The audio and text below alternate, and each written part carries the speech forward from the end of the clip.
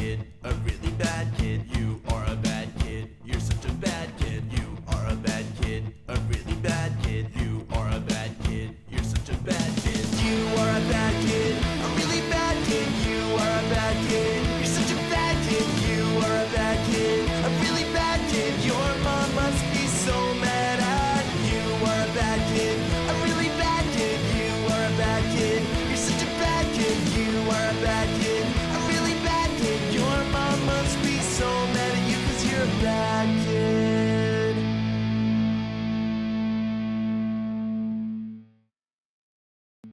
So here we are in beautiful North Hollywood, California, and I am here with a very bad kid from Greenville, Ohio, director Jim VanBebber. How's it going? I'm very excited to be here talking to you.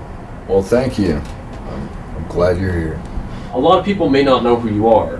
Can we briefly just go over your background? I started early and made films throughout junior high and high school, and got a scholarship for a film called Into the Black, and I dropped out after my second year in order to start Deadbeat at Dawn, and it took a long time, 3.5 years, and then we dove right into what was then Charlie's Family, which ultimately became the Manson Family. And Tell me about the DVD that's coming out, because you have a DVD box set of both Manson Family and Deadbeat at Dawn with a bunch of your short films. Yeah. Some stuff This is that's Dark Sky. never been out before, like Kata, Into the Black, and correct, finally, transfer of Deadbeat at Dawn, which has been sorely lacking for years. But this one I supervised, and it looks great. Can you walk us through the plot of Deadbeat at Dawn? Hero, gang, girl, guy leaves gang, girl, gang kills girl, guy goes back with gang, guy kills gang, dies. That's it. Silly. Right. Well, it's very enjoyable. Well, that's what it's meant to be. Yeah. Some of my favorite films are dumber than shit. Yeah. I love Deadbeat at Dawn. That was the first film of yours I saw. And when you were making that film, I noticed there's a few martial arts parts in it. Now, do you have any martial arts training, or were you just kind of winging it? No, I studied under Mustafa Sifu Kenyatta, Kenpo karate. A lot of the choreography of Deadbeat is like patchwork of killer fight moves from other films. And then you can also tell me where, in chronologically, the Say You Love Satan film comes in. We had hit a dry stretch in Charlie's Family at the time. I was like, well, there's this fucking book, Say You Love Satan, and this Rolling Stone article, about this kid, Ricky Casso. And I'm like, maybe, if we just update it to 92 and put it in with the Pierce and tattoo set, we'll have something. And so it got picked up by Film Threat Video and actually made its money back, plus some for the investors. Do you feel that you could easily be solicited by one of these big studios to do, say, I don't know, a big Ricky movie or a big Manson movie? I don't know what to think, because I keep getting surprised. Just the whole Eli Roth phenomenon and how much gore, has been splashed on the screen over the past 3 years, getting this mindset that an R rating means this. But ever since Kill Bill, or the Final Destination films, it's like, what the fuck does an R rating mean, So rules have changed, Stuff that I thought was underground is now mainstream sometimes. So could you fit into that mainstream, do you think? Well, I'm here, so Right. I'm obviously giving it a half-ass attempt. Okay. And what's your next project, Jim? Well, I don't know. I've been writing a lot of scripts, each of my favorite genres. I got a voodoo car chase film, got a karate biker film, got a feature version of John Martin, which the short is on that disc set. It's not like I haven't been busy.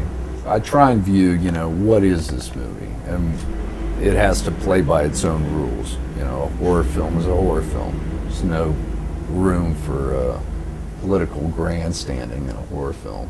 Do you feel not enough people do that, or? Oh yeah, I think it's just the pussy factor is terrifying.